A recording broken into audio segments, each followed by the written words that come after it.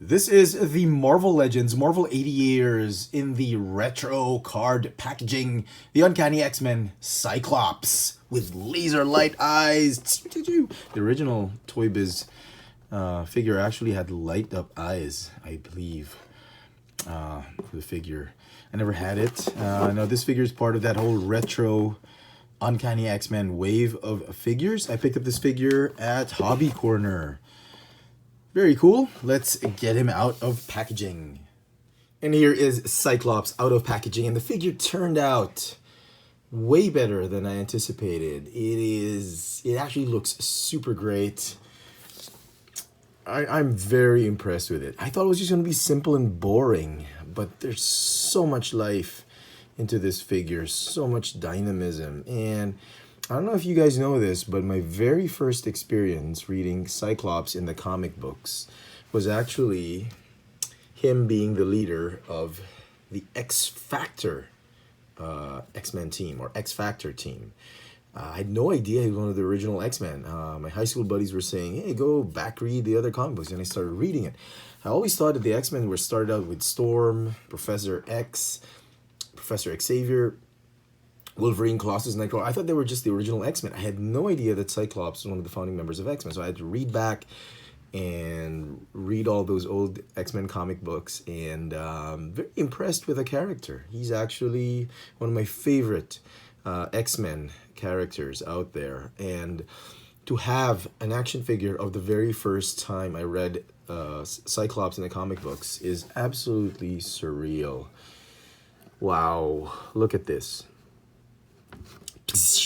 Now, before we get started, in case you're wondering how I use the Force to remove Cyclops from this packaging without really damaging the box too much, just a quick tutorial on how to do it is what I did was I very painstakingly removed the tape and rolled it up here. Just be very careful. You can use like a credit card to just peel it off, use some tweezers, take it out. And then from here on, I noticed that the cards are sort of like a book card, that it's not cut here, it's only cut on one side. So just be very careful. And usually the glue is only on this part. It's not glued entirely. So you just try and rip it out slowly, like this. Very slowly. Make sure you catch every single bit of that paper so that none of the inside paper gets torn up. Because sometimes the glue spills over there and it tears up. That's what happened to my Storm Cardback. So you just slowly tear it off until you have just enough clearance to actually remove the... actually just remove and slide out that clamshell or tray inside. So that's how I did it. Okay. And here he is with Apocalypse, just smashing down on Apocalypse.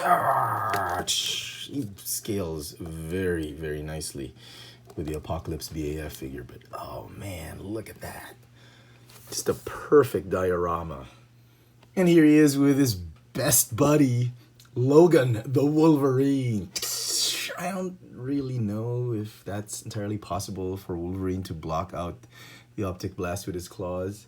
I've seen it in video games and whatnot, but I thought it was fun to recreate some of their scenes, fight scenes together. And he's pushing it. Oh, this actually looks really nice.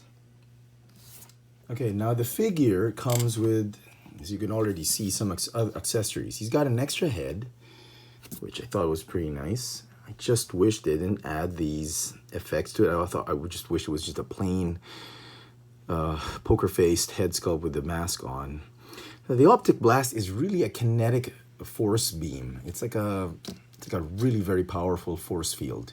So it pushes, it actually smashes like a big strong punch rather than like a heat vision. But in the 90s, the Cyclops was drawn with these effects, like the thing was burning, it's like smoldering, and these are like sort of the plasma discharge or smoke or heat or something like that, which I never really could understand the physics of that. But it looked really cool in the comic books. I just didn't think it made too much sense. This one I get, like that extra bit of beam of plasma blast escaping on the sides to release this, so that's fine. But this one felt a little, you know, felt a little weird, but it looked great. Definitely does look great. I just wish they'd given us another head sculpt. It doesn't have to be unmasked or anything like that. Just without the effects. I would have preferred that. But anyway, the other accessory comes with, obviously, is the optic beam. And most of the time I've seen people connect it this way, like on displays in hobby shops. And it looks great, definitely. But I think the way the mask has been sculpted, look at the ridges underneath. They are actually a perfect fit for these ribbed surface right here underneath. And if you snap it on like that, you'll notice that the curvature of those ridges is an actual fit to the ribs of the this actual force beam, and it actually looks a lot better smooth on top and textured underneath. That's how he was drawn in the comic books, at least what I remember. So very, very nice. Okay, and underneath it there's nothing, it's just a hollow cavity. You can pop this off very easily.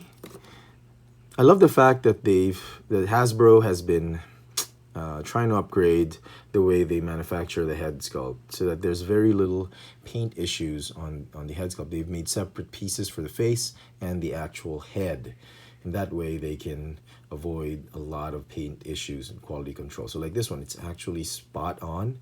Hardly any issues to note on the paint apps on the head sculpt. Even that gold and flesh, they're not bleeding into each other. Very, very impressed with the quality control that Hasbro's done with this particular figure. More so that if you look at the body, the white on the blue, metallic blue paint apps is absolutely spot on. I was totally expecting a lot of smearing, overlapping white paint here and there, because Hasbro's Waterloo and Achilles heel is really white paint apps, and I was very impressed with this one. Needless to say, they use a lot of white plastic to save on paint, but if you look down to it where the blue meets the white, normally, years ago, you would see a lot of white brush strokes here and there, but leaps and bounds of improvement here with this figure. Very, very happy with it. Now, if you remember reading X Factor, Cyclops' blue uniform was actually just plain matte dark blue. It wasn't metallic like this one, but the metallic blue looks great. There's some unevenness, I'll give you that, with the paint. Like this one's lighter than this one, but I don't seem to mind it. I mean, I love the metallic take on it. Really, really impressed with it. If the mold seems very, very familiar, that's because this is a recycled body mold that Hasbro's been using for their medium-sized male body figures. And probably seen this old Cyclops before, and other versions of Cyclops that we've had in the past, and it's exactly the same one. The boots, I think, are from the 2-pack, Scott and Jean, the Dark Phoenix 2-pack. I'm not sure. I didn't review that pack. I sold it off without reviewing it, so my apologies for not showing you, but I think that's where the boots came from. But the feet are identical. The thighs, hips, torso, even the arms are the same, except for this one. This is new. The forearm is I think the only new mold here for this figure. The hands are the same. These just look much bigger than these for some reason. I think it's the thickness of the white paint apps that they've applied to those hands, but from all angles that I'm looking at it, it does look like the exact same one that they've used. So final thoughts on the figure. Is it worth getting? If you're a big fan of Cyclops, well, it's a no-brainer. You gotta pick him up. If you love the vintage-styled retro X-Men, yes, definitely worth getting. The cardbacks are amazing. He's one of the more iconic X-Men figures out there. Definitely a worthy pickup. If you just need a Cyclops for your X-Men shelf, probably not. This is the one you want to hunt down, and maybe that Dark Phoenix 2-pack Cyclops. If you just need one Cyclops figure. But for me, Cyclops has been one of my favorite characters. I think it's a great figure to add to your X-Men shelf. The figure is going to get a 9 out of 10 for me. I think it's great. The only way they could have improved this figure is they've given us an extra head sculpt, whether unmasked or without the plasma effects on it. That would have made the figure absolutely perfect. One more thing I would like to ask of Hasbro. I hope they don't leave us hanging with just one member of the original X Factor group.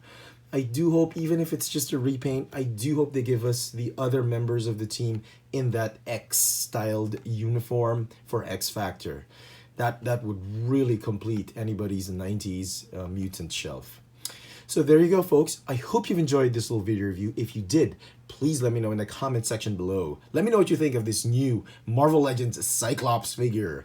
And hit that notification bell so you never miss out on any of my latest video reviews. This has been the Marvel Legends, the Marvel 80 years in the retro card back packaging, the Uncanny X-Men Cyclops. Thanks for watching.